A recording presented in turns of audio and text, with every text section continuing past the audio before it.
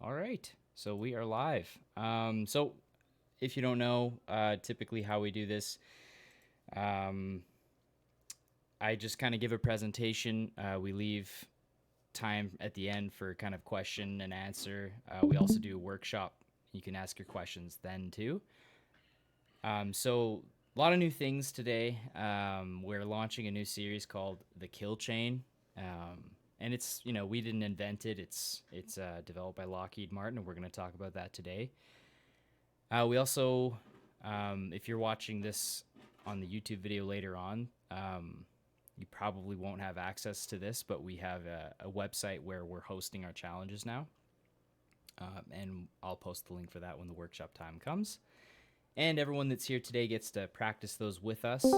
And we get to do those challenges together if you want, or you can just work on it later. But we'll show you how to kind of get connected with that once that time comes. So yeah, sure you guys all just want to hear about hacking now, so let's get to it. So the cyber kill chain, originally developed by Lockheed Martin in like 2011, but it's not a new concept. The idea of a kill chain, not the cyber kill chain, but a kill chain, it's a military concept, and so what Lockheed Martin did is they adapted it to, um, I guess, hacking life cycles. Because they noticed a trend and they noticed that their red teams and stuff and military red teams, IT red teams, were doing, they could pattern their behaviors. And so, again, we're not affiliated with Lockheed Martin, but it's an open concept. So why the kill chain, right? Why are we going to hyperfixate on the kill chain for the entire summer? Well, the reason why is because it's a good overview of what happens during a hack. Seeing as we're the ethical hacking club, it's good to study this and get familiar with how that hacking life cycle goes, what the components are, where it all fits, how it relates to capture the flag competitions, how it relates to what we practice and study, and all that stuff. So overall, it's a good way to organize things in your head.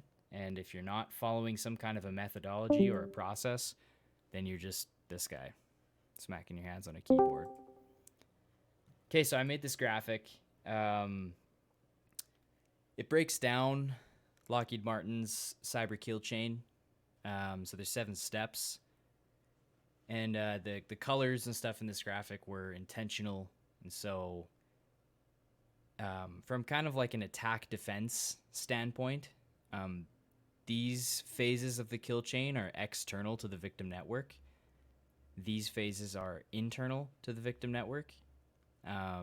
Blue phases are phases that are whose like components are really difficult, if not impossible, to stop. Like you can't stop someone from mounting a phishing campaign on your company. You can't stop them from doing that. They're going to do it regardless. But you can mitigate how well they can fish, right? You can make it more difficult for them. You can't stop people from doing active scans, right? Like, what if your IT guys need to be able to externally scan the networks? You can't just shut off port scanning or, make it invisible and that kind of stuff. It could disrupt services. There's all kinds of complications. So blue just gets super messy.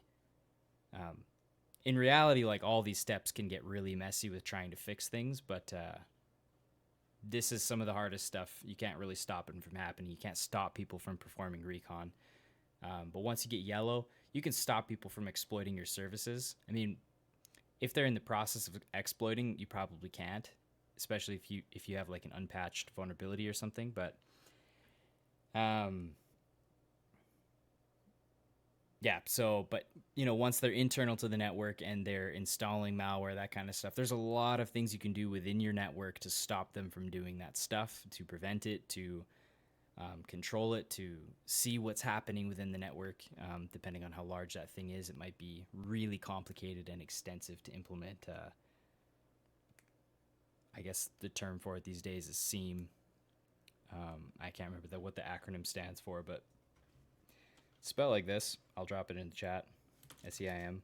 So if you want to Google that later. Okay, so each phase, I'll just read them off for you. This is the 7 segments of the series that we're giving this summer. So it's reconnaissance, weaponization, delivery, exploitation, installation, command and control, and actions on objectives. So if you guys are familiar with CTF categories, there's breakdowns of categories that relate to different activities within each phase. I mean, obviously, installing rootkits is not a CTF category, but if you're doing attack defense CTFs, then yeah, maybe you are installing rootkits. Who knows? So yeah, I think this is good for this. So if you guys have more questions about this, we'll talk about that at the end. But this is what you can expect throughout the Kill Chain series, and there's a lot of stuff to talk about, man. It's a good way to overview what a hack looks like. Okay. So for so let me pull up my window here on my side so I can read my notes. Okay, so there's the attack phases, right? Recon, weaponization, the 7 phases, and then there's defense techniques that help to mitigate all these phases, help to defend against them, right? So the whole idea about detect is you want to be able to determine whether an intruder is present in the system. So that's an internal detection, or even, I don't know, let's say an external detection. Like you can tell if someone's actively or passively scanning your systems. So you can set up systems to block those IPs if they're not authorized, depending on what your systems are or how private your services need to be. Deny, right? Prevent information disclosure and unauthorized access. So login portals, that kind of stuff. Secure login portals and 2-factor authentication, that kind of stuff. Disrupt. So let's say they're inside your network. The whole idea of disrupt is to stop them from being able to get out, right? Because the whole idea of getting in is they want to establish a covert channel out of your network.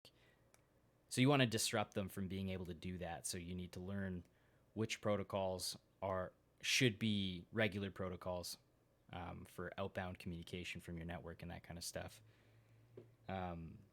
Yeah, and then degrade. So that's technically counter attack command and control. And that can be a lot more hard. So big companies like Air Canada and I don't know, big insurance companies, that kind of stuff, with huge attack landscapes, like offices across the country, even across the world, with thousands and thousands of computers. Those guys have a lot of ground to cover when it comes to their security posture, their security landscape, attack landscape. So they need to have teams of security professionals in place to keep things in tip-top shape. So with the degrade part of defense, the idea of that is to have like a red team in place to help simulate attacks on the network and stuff like that, and even pinpoint the more common attackers and where they're coming from and all that kind of stuff.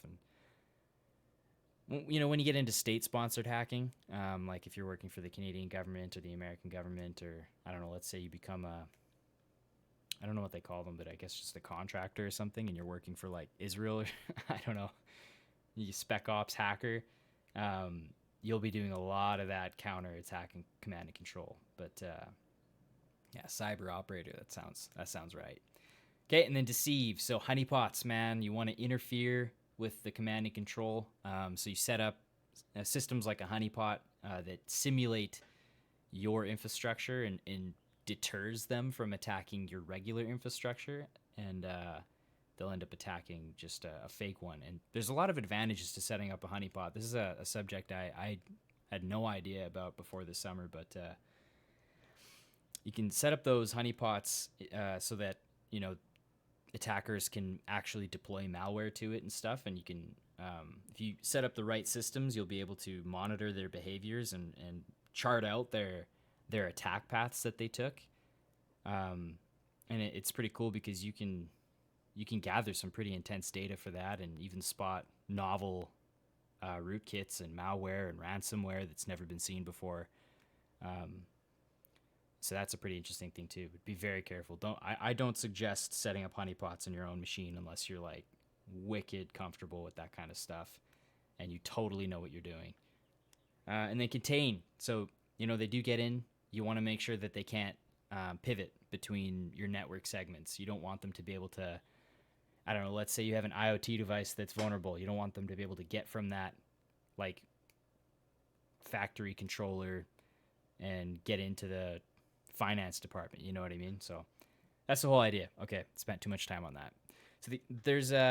So the cyber kill chain. This is the cyber kill chain right here. This is what we were talking about.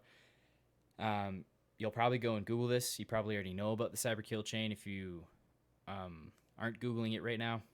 But some people have criticism for it, like any theory should, right? So there's caveats, right? Like, it doesn't fully represent every aspect of a hack, right? I mean, and how can you, really? How can you represent every hack? Every hack is unique in its own way, but the benefits to the Lockheed Martin kill chain is it just represents it in a very simple way that's easy to grasp from the beginning. And then from there, you can start getting into more complicated attack frameworks like the MITRE attack framework. This is a big one people, HR departments look for. So, yeah, I'm a big fan of the unified kill chain. I just like the way it looks. I like how it self-loops. It represents the different components of, once you get your initial foothold and then you get your network, you get in and then you pivot. And from there, you need to repeat steps that we're seeing in the other step or in the other loop, right? But it does vary. It does specialize a little bit. And so, I don't know. Once you guys get more familiar with the kill chain, you'll start to see that there's so many different alternatives to it. All right, so let's get into it. Reconnaissance. So I made this picture. It's just, like a sonar picture and a dude with binoculars. But anyways, what is recon? In hacking, recon is gathering open source information. OSINT stands for Open Source Information and Technology. So that's basically what you're doing in recon. You're gathering all that OSINT. But another part of OSINT recon that's pretty important is being able to sort through the intel and find the relevant stuff. So you'll need to start organizing the intel you've gathered. You'll need to footprint. You'll need to scan. You'll need to enumerate what's there and then pick out what the most important things are. And we'll talk about that, deciding what's most important later on in this presentation. So I guess now, actually, footprinting, you're gathering as much OSINT as possible, and there's so many kinds of footprinting. Like, let's say you do a scan on a machine, and you've discovered a few services running on it. Well, footprinting would be determining what that machine is used for, right? What services are running on the ports, what the version numbers are. And then from there, you'll start looking up exploits and stuff. But that's getting into the next step because if we go from reconnaissance to weaponization is the phase where you start planning attack vectors from the OSINT that you've gathered. Another thing that's important to point out is that during the scanning or during the recon in the scanning phase, you'll be doing passive and active scans. So the important thing to note about passive versus active is your passive scans, they're meant to be covert. They're meant to be gathering stuff not directly from the target.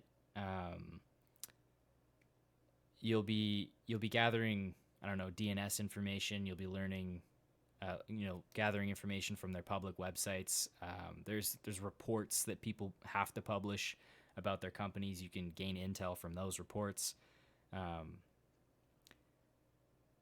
And as a student like us, we can't exactly just go and hack a company, right? Like, you need to be a paid pen tester with written permission or an IT auditor or something like that to do those kinds of things. But again, there's a difference between the passive and the active. And the active is more aggressive. Like an active scan would be like banner grabbing or you're poking around a lot harder. You're assessing for vulnerabilities in those services. And I would say that passive scans are more in recon and active scans are more in the weaponization phase. And so that's kind of why I emphasize passive in this phase of things. And then your enumeration, like you're gathering credentials, emails, determining the network IP range, all that kind of stuff. You guys can see that. So okay, and then another thing too that's really important about the recon phase is knowing your target, right? In a pen test, you have a clearly defined scope. Like you start that out with like, well, depending on what the pen test is, because there's like 3 different versions of a pen test, but normally they're like, okay, this is the company, here's the IP addresses or domain names that are within scope, your URLs, and that kind of stuff. So your target can be a number of things. Well, and also another thing, like you don't just have to be a pen tester to hack. You don't just have to be, paid in like some kind of a job position. You can hack on like Hack the Box and those kinds of websites.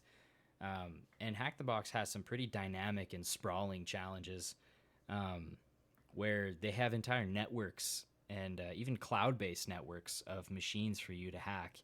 And so, in those kinds of challenges, which I would say those are really, if you're new at this, I mean, sure, you can go poke around with that stuff, but you're not going to get anywhere.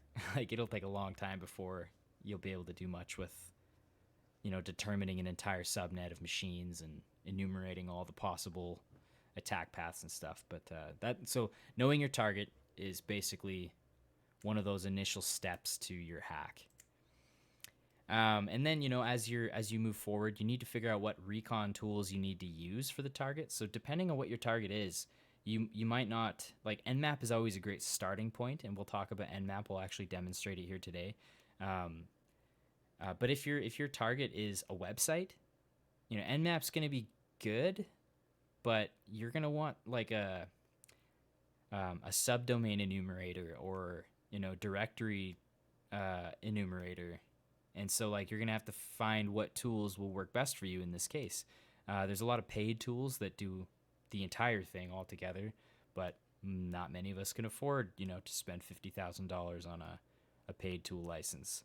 So that there's other tools out there like Gobuster or Durbuster or Amass or Rustscan or Harvester that can do so much of this for us.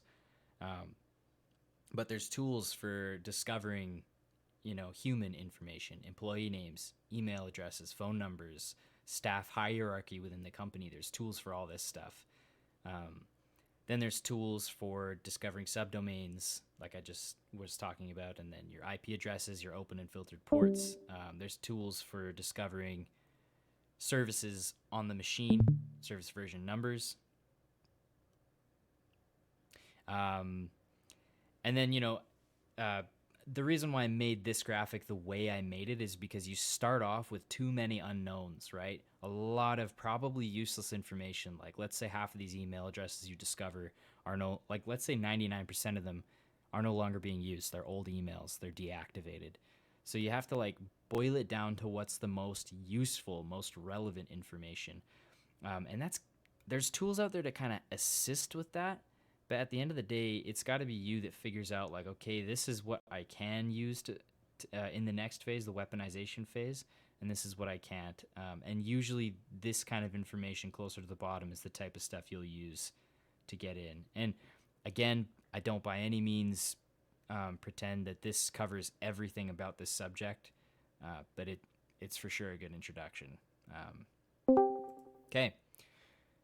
So, I made this graphic to show that, like, in a CTF, if you guys haven't done a capture the flag competition before, your CTF is supposed to take, like, a general hacking subject and then break it down into its multiple skills, I guess you could say, and then test you on those skills. And some challenges are higher up in this chain, some are lower in the chain. And this doesn't fully represent like every single hacking chain out there for CTFs. Like, there's so many. variations of it, and there's a lot I'm not showing because I just didn't remember to put it there. Because as you can imagine, with OSINT, there's probably like thousands of bits of information you can find, right? But anyway, so in CTFs, there's almost always some kind of a recon or OSINT challenge that involves scanning using Nmap or dig. You're doing some kind of domain resolving, and some people will beat me up for saying domain the way I say it, but I kind of got in the habit of it with all the work conversations I've been having. But yeah, so anyways, I hope that kind of covers that subject. So OSINT and recon boiled down. As you can see with this self-repeating GIF here, you need to be able to have the ability to find things. And that goes with anything in hacking. It all boils down to your ability to find the right information. And that breaks down into your persistence, your patience, learning how to filter out the irrelevant details, and then in recognizing the relevant stuff. And recognizing the relevant stuff comes from experience and researching, which that's kind of a cyclical thing too, because the more you experience kind of comes from your research, and the research kind of comes from your experience. Like, I don't know how it all comes together in the end, but you know, when you start looking back after a couple of years of doing it, you'll be like, wow, this is crazy. So yeah, and honestly, researching is usually just Googling. And Google foo, man, that's an entire skill in and of itself. Okay, so the common tools for recon. So there's some free ones, and then there's the big guns. All of these big ones have a free version, but I'll tell you, man, the free versions, they strip them down to their core. And so, like, I don't know, the free version of Shodan, like, you can't get a ton from it. Like, you're better off just like doing an Nmap scan or something. But the paid version of Shodan is pretty insane. And then Nessus, you can just download that for free. You can download OpenVAS as well. They're kind of, I don't want to say they're bloated, but they're kind of bloated. Like, they're big when you download them. They might take some time for you to get them running and stuff. All of these actually would be kind of similar situation, but they're great tools, and they're good for very broad scans. So they automate most of what you can do with these. These ones automate 90% of that. But then there's that 10% that requires your fine-grained searching that you're not really going to recognize with some of these bigger tools, because they just do the whole sweep for you. But that's the whole point, right? You start really general and you work your way down to the most relevant information. This can help you start general, gather just a ton of intel, and then these can help you dig through that and discover what's most relevant. Like, let's say you see something within that big search and you want to investigate it a little more. You chuck it into one of these, and it'll give you different things to look at that might get you closer to where you want to be with that hack. Okay, so today we're going to go over Nmap. We'll also go over Gobuster. So Thomas will be showing Gobuster. I'll be showing Nmap. I might show you just a screenshot of what a finished Spiderfoot scan looks like, with all the names pretty obfuscated, because I don't know, probably shouldn't see that stuff. And then another thing too, I'll post this slideshow at the end for you guys to click the links and stuff. But the biggest list of tools I've ever seen is the one that Kali Linux put together. It's not all installed on Kali Linux, but their list of tools is pretty comprehensive, man. Everything in there is something you can use for hacking. But their list, the link that I posted, isn't great for categorizing all those tools. So you'll probably scroll through it and be like, I don't know what 90% of this is, and this is kind of not very useful. So I don't know. We'll help you out with that later. Okay. I guess we'll proceed with the demonstration here. I'm going to give Thomas a second just to DM me or something and let me know if he's ready to demonstrate. If he's not, I can go first. So Yeah, just give me a minute and okay. You can go first. Okay, I'll go first. All right. So you guys can still see my screen here. I'll just X that. Pull up my Kali machine. So Nmap. If hacking is new to you, this probably you're probably like, what the heck? You might recognize this as a virtual machine. This is Kali Linux. It's one of my favorite things. There's so many ways to hack. Like a lot of people just use like a Windows subsystem for Linux. I've had a lot of problems personally with trying to do that, and I find it just easier to deploy a VM and you hit the ground running. Usually, you don't have to compile a whole list of tools and stuff. It's just all right there. I know you can do Kali Linux in your WSL, but anyways, so Linux, your terminal is your best friend, and Nmap you run through the terminal. I'm going to show you two scans here. The first one, well, I'll show you multiple scans, but I have a Metasploitable machine on this, and it's just kind of chilling right here. It's just on the same VirtualBox network, and so I'm going to do a scan of that. Oh, virtual machine inside a virtual machine? I would not recommend that. I don't think you can. That's just going to get really, really complicated really fast. I think I've read about that, but I would Google that. That's... I think it So gets I gnarly. just finished doing a challenge where they recommended that you installed Ubuntu and as a VM, and then you put, oh, what is it called? Remnex, which is a command line. You can use it on the command line as a VM because it runs better on it. That was fun. Interesting. That is interesting. I have multiple computers that run VMs and VMs. We're just not even going to talk about it, okay? Because I run a Mac sometimes, and yeah, I have a VM which has a VM. But anyway. Yeah, at this point in my, I'm not even that deep into like the IT world yet, but I've got VMs on VMs, man. I mean, I don't usually run a VM on a VM, but I just can't get away from having to use VMs all the time. It's weird. Anyway, so you start off your Nmap. Sometimes you need to run Nmap with sudo. Depending on what operating system you're using, you might already be running in sudo, and you shouldn't do that. But in this case, I'm just going to scan the Metasploitable machine. So the IP for that, the local IP is this.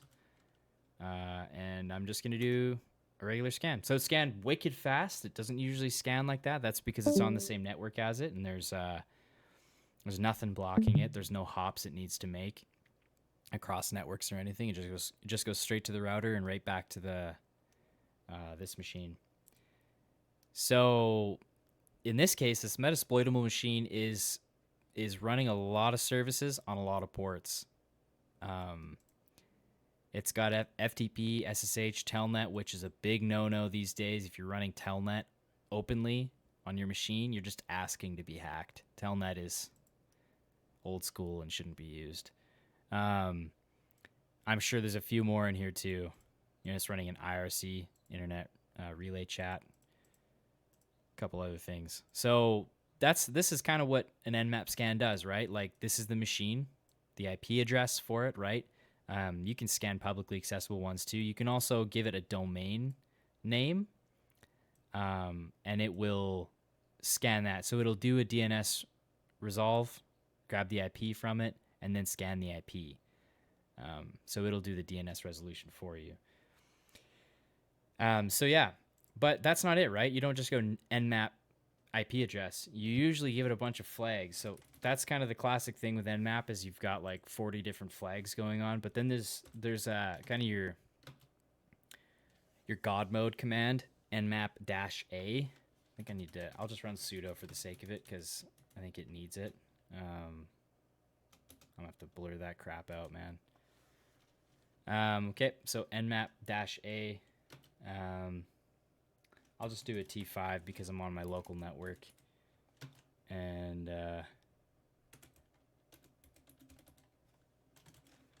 X2. T5. So T5, this kicks it into a much faster timing mode. So it's going to do your scan way more aggressively. I'm going to emphasize that you should not, and we highly recommend that you do not use this. I shouldn't even say it like that. I should say don't do it. If you're scanning, like, for example, in the challenges that are coming out today that we're going to put out, you're scanning nmap.org, their Scan Me service, and they give you permission to scan it, and everyone's happy to scan. But they don't want you to aggressively scan it because it slows the service down for everyone else. You'd be surprised how many packets flow out of that at once. So I'm going to run the scan because sometimes this does take a minute for it to go. That's the classic thing, actually. Like if you're doing hack the box challenges and stuff like that, you're usually going to start your scan and then go do something else while that scan is running. Because when you're running across the internet like that, those scans can take up to 40 minutes sometimes. You know what? I'll show you guys Rustscan as well. That one's... Oh, this is done. So this was wicked fast. And just a reminder, it doesn't go this fast when you're doing actual scans. Like, it's just because I'm on my local network that it scans so quickly. But so what -A did is it ran all the scripts you would normally run. So there's a bunch of scripts that come built in with Nmap that help you... I wouldn't say... So to answer your question, I wouldn't say it makes it easier to be discovered. I'd just say it does it faster. That's kind of how I would say it. Yeah, resource spikes. Yeah, so anyways, there's a lot of scripts built into Nmap, like banner grabbing scripts, DNS resolution scripts, all that kind of stuff. For every little port and service, there's a script associated to help pull information from it, like the SSL certificates, for HTTP to discover what's going on. Oh, that's RPC. To grab like the HTTP title, the server header, which in this case showed us the Apache version. And this is gold, man. Like when you're hacking, you want to find version numbers. And then if you're mitigating, you want to hide version numbers, right? Because as soon as someone gets a version number, they'll know like, okay, now I can go to Searchsploit and find a freaking exploit for this thing. So that's the whole idea, right? And in the case of this Metasploitable machine, it's called Metasploitable because it's meant to be exploited, right? Everything on here runs a vulnerable service with all kinds of things to exploit. Okay, so now I'm going to do... I won't do a crazy one on it. I'll just do nmap scanme.org. This is just going to show you like what a less yielding Nmap scan would look like. So, and honestly, like with the pen testing work I've been doing, I scan these machines, nothing comes up. It won't show a single port because those machines are all totally filtered and closed out. They've got crazy firewalls in place that just drop every packet. They do stateful packet inspection, all this kind of stuff. So I have to do a lot of crazy stuff to get around it so I can actually scan those machines. But in this case, this one's meant to be scanned, so it's going to show you a few ports, but it's not going to show you your version numbers and that kind of stuff. Actually, it might if I do -A. It might show me some version numbers, but and then there's like your stealth scans and stuff like that. Another thing I should emphasize: once you're actually doing hacking in a pen testing capacity or something like that, you shouldn't be scanning from your home IP. Like if you're scanning without a VPN or a proxy in place, or from the without Tor, like you can use a service to wrap the entire VM in Tor. If you're not scanning from behind some kind of an origin obfuscator, you're asking you're just asking for trouble, man. I've heard of stories where like dudes scanned from their home machine, no VPN or anything in place, and then their IP address got flagged by major firewall providers, and then the dude could no longer like watch Netflix from his home because his IP address was flagged as a malicious IP to all services, and they have like databases that they go to check that stuff. So guy couldn't watch Netflix, couldn't access his banking, couldn't do anything. Google was blocking him out, so he had to get everything fixed with his ISP after that. The dude was a pen tester, by the way. He wasn't a malicious hacker. So anyways, we did the Nmap scan on ScanMe, and you get a bunch more details from it. It also did a trace route. And if you guys aren't familiar with what a trace route is, it sends a packet with a time delay on it, or an expiry delay or something, and it does that a bunch of times so that it traces out all the hops that those packets make until it gets to its destination. So these are all the different routers that the packets travel through to get to nmap.org. So 14 different routers, or maybe 13, I don't know. Okay, so I think that kind of covers Nmap. You guys will get a chance to work with that. There's awesome alternatives to Nmap out there, like Rustscan. I really like Rustscan a lot. Rustscan. Just quick. Oh, yeah. Sorry. What were you gonna say? I was just gonna mention that Rustscan is not strictly an alternative. It's more like an accelerator for Nmap. Right. Yeah. So Rustscan like checks the ports first, finds what's open, and then pipes that into Nmap. So that's one of the things Rustscan does. So it just kind of helps you make things faster, right? You remember when I was talking earlier about how you'll do your Nmap scan, it takes 40 minutes for that thing to go. Well, let's say you don't want to go do something for 40 minutes and you actually want that scan to go quickly. You could use Rustscan to kind of speed that process up by it does some of the grunt work first and pipes it into Nmap. So what you see here is that same IP address for the Metasploitable, and then I give it some. I'm not going to give it those, actually. I'll just give it this. I give it some additional commands to go along with it. So I give it the IP. You got to do your -a to supply the IP. You could also give it a domain there too. The -- represents now, you're basically telling Nmap, or no, you're telling Rustscan, after the -- is my Nmap flags. So you give it that.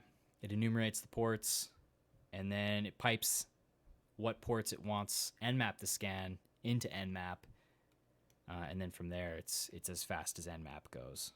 But Rustscan flexes that it can scan pretty dang fast, and it can go pretty quick.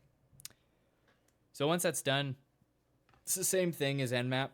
You'll see the same results, and then I think that'll be it for this, and we'll move it on to Thomas to give our Gobuster demonstration, and he'll talk about what Gobuster is used for, why it's different from tools like Nmap or Rustscan. The specifics that it's used for. Man, this really is taking a while though. Maybe it's probably just because I did -a. Anyways, you guys have seen it. It'll spit out the same results as that other Nmap scan, so I don't want to take up too much more time. So I will close out my stream, and I will pass the time over to Thomas for the Gobuster demonstration. Whenever you're ready. I'm going to attempt to share my screen. So, I'll just give it a second. All right, so I'll be showcasing Gobuster as Taylor introduced. It is a tool for enumeration, and it'll enumerate generally a website, although using DNS it can be any kind of web accessible service really. And so there's different ways in which it can be used. It has sort of a few different functionalities built in. If we just pass dash dash help to it, it'll tell us all the different subcommands we're able to use. First and foremost is dir. So this is going to do directory and file enumeration, which is what I'm going to be showcasing today. It has a few other functionalities, vhost enumeration, DNS enumeration, and then certain fuzzing features, and so on and so forth. But today we're going to be focusing on directories. So before I actually showcase the tool, I want to show kind of what it's doing behind the scenes, or why it's useful. So I just set up this quick little website. It's running on my local host at 8081. We can just open a browser and go to it, and we see a message here. This is actually a pretty classic, simple CTF-like website. Very basic, though. So it, kind of taunts us. And we might go digging around the site manually, right? We might go looking for any kind of secret information that we're looking for. In a CTF, we might be looking for a flag. In a more real-life environment or a more advanced CTF, we might be looking for vulnerabilities to exploit, or maybe an admin login panel that we want to get into. We can, of course, manually try going into directories. We'll just get an internal service error or a 404 not found if this server wasn't so interesting. Anyways, we might try robots.txt. We don't have one. So without any other information here, I mean, we can figure out what the server's running. We actually saw that if we tried admin. We know it's running dark HTTP, but you can Google this, there won't be any vulnerabilities, so that's not very helpful. And if you look at the source code, as I've showed a couple times, there's really nothing else here. There's no information that we can go off of. So, going through here, that's kind of a bust. Looking at the server software that it's running, that's kind of a bust. We might try looking for hidden directories like I tried with admin. I mean, we saw that didn't work. We're going to try maybe secret, if I can spell correctly, and we might find something. Obviously, this wasn't meant to be public, but I mean, actually, I think in one of the recent CTFs we participated, there was the flag straight up at /flag, which was completely unintended, but it was a way easier solve. So things like, a secret directory accidentally being left open is something that can happen. Unfortunately, we do not get the flag because they took it down. And I mean, you can look for like a backup version of this, but you're not going to find anything. Now, we could sit here all day trying random paths, but that's pretty boring, that's pretty slow, that's not very efficient. So Gobuster, and many other tools like it, offer a directory or file enumeration mode. And what this basically does is it tries a whole bunch of paths like this at something like tens of thousands of attempts per second if the network conditions are permitting. So instead of typing things in manually, it'll use a word list. You can ask Gobuster how to use this mode by passing -- help yet again. And it gives us a lot of text. Unfortunately, their help is not the most straightforward to understand, but there's two things we always need when we're using Gobuster in directory enumeration mode. We need a URL, that's explained right here. So we can just kind of take this and paste that there. And then we need a word list. So it doesn't have like a built-in list of directories to try. We need to give it one to use. And a very good resource for this is seclists. It's basically a compilation of a whole bunch of word lists for all sorts of different purposes. For example, the RockU password cracking list is in here, things like that. In our case, though, we don't want to use a password list. We want to use something meant for directory enumeration. And one list that I really like to use is called directory list lowercase medium. I don't know where it came from, to be honest. And I usually use the lowercase version because generally speaking, when you're using a web server, it doesn't care what the case is. Some things do, then you want to use the non-lowercase versions.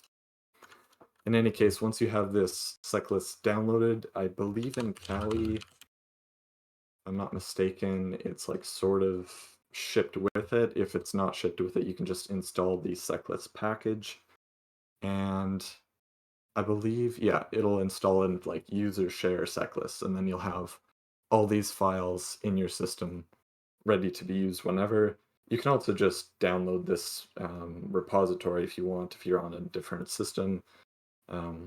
It'll work just the same. It's really just a bunch of text files. I already have it downloaded on my machine over here. So I'm going to go to discovery/web content/directory list. We're going to do, what is it? Lowercase, medium. And so there's like differing sizes of lists depending on how fast or slow or how long you want it to take. In this case, I'll just use the medium list. So we can hit enter, fire it off, and it already found 2 different paths. So it found the very boring secret path that we've already seen. There's really nothing interesting here. I mean, I shouldn't say that. This is pretty interesting, but it's not very helpful. And then it also has this date. So we'll try going there. Now, this is something that you're probably never going to guess just by randomly typing things in. I mean, it would take you a long time to get to that point, I think. Not to mention a ton of patience. And here, we have a password. So at this point in a CTF, this might be what you submit. There might be a flag here, or you might have to use this information to get into a login somewhere. In this case, this is the end of this little demo website I set up. But this is a way that you can use Gobuster to find information that you otherwise wouldn't be able to, or at least would take an insane amount of patience to find. And so the way it does this, I mean, I kind of already explained that. It just tries brute forcing a whole bunch of different directories. And in fact, if you look at my web server here, it's pretty obvious that somebody ran Gobuster against the server because there's something like 20,000. Actually, I don't know how many. I'm not actually sure how many entries there are. Okay, more like 200,000 HTTP requests. So Gobuster and other tools like it, there's Dirbuster, Dirb, which came before Gobuster. There's also tools that have been created since Gobuster, like PharoXBuster, which is an alternative, does a very similar thing. And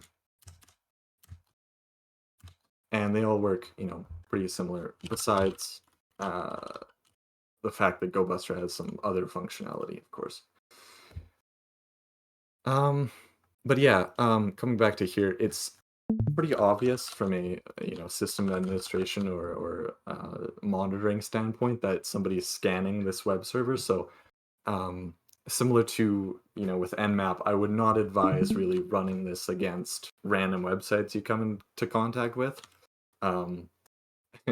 You're really just making it very clear that you're essentially, if not trying to attack them, at least enumerate their web server. And generally, doing this kind of thing is not looked on too favorably by administrators unless it's in an environment where you're supposed to do something like this. Oftentimes, in CTFs and whatnot, this is a common tool to use as long as brute force tools are allowed in the competition. Other than that, I think that's about it for the demonstration. I can talk a bit more about the other functionalities of Gobuster. I don't have a demo set up, but I can explain what they do. So with the DNS subcommand, we can see what that does. Very similar in principle to the vhost, which I'll explain right after, is if you are, this is not a great example, but let's say we have Kali.org and we are looking to find subdomains on Kali.org, right? Let's say we have some, okay, this is a terrible example. Let's try Nmap. Seriously? Alright, am I getting this domain name wrong? Nope. Okay, Nmap's down. That's interesting. It was up literally, well, I don't know, like an hour ago. In any case, let's try Wikipedia. All right. So let's say we have a domain that looks something like this. And, I explained earlier how you might be looking for an admin path, right, for some kind of admin login. But oftentimes, these aren't set up as like subdirectories. They'll be set up as subdomains. So instead of being at the path at the end, you'll see it at the start of the domain name. Of course, this isn't going to work because admin.wikipedia isn't found, but if it was, then this, might lead to some kind of domain or, admin login or something like that. And just like, directory enumeration, it can be pretty hard to find these kinds of things, without a tool like Gobuster. So Gobuster DNS is going to use DNS domain enumeration. That uses basically DNS requests to find subdomains. So it'll kind of hammer against your DNS server. So it won't actually, generally speaking, affect your like target website because it'll just hit whatever DNS server you have set up. So, typical public DNS servers would be Cloudflare or Google. They might not be too happy about it, but in general, they get so much traffic, they're not going to notice you hammering away with your Gobuster DNS. And then the other tool that works in a different way, but for a very similar to a very similar end would be vhost. So that does the kind of same idea. You're still trying to find subdomains, but this is just going to, just like the directory enumeration, it's just going to brute force the web server, trying to find valid domains or subdomains that show something other than the main website does. And of course, with all of these tools, you have all kinds of other options to tweak how it works. You can set custom timeouts. You can change your user agent so it's not obvious that you're using Gobuster against them, although it's still going to be pretty obvious you're brute forcing something. You can follow redirects, which are usually a bad idea, but sometimes it'll come in handy. Specify custom headers or a custom method, which might be required depending on what you're doing. You might need to skip TLS certificate validation if the SSL certificate is invalid. You might have seen like a self-signed certificate before where it prompts you and complains that it's not secure before you go there. In that case, the command line version of hitting yes, I accept the risk of going ahead with this is basically just passing -K. And then, you can do things like delay to stop it from being so incredibly obvious that you're brute forcing them. Other than that, I think I've covered everything with Gobuster. But yeah.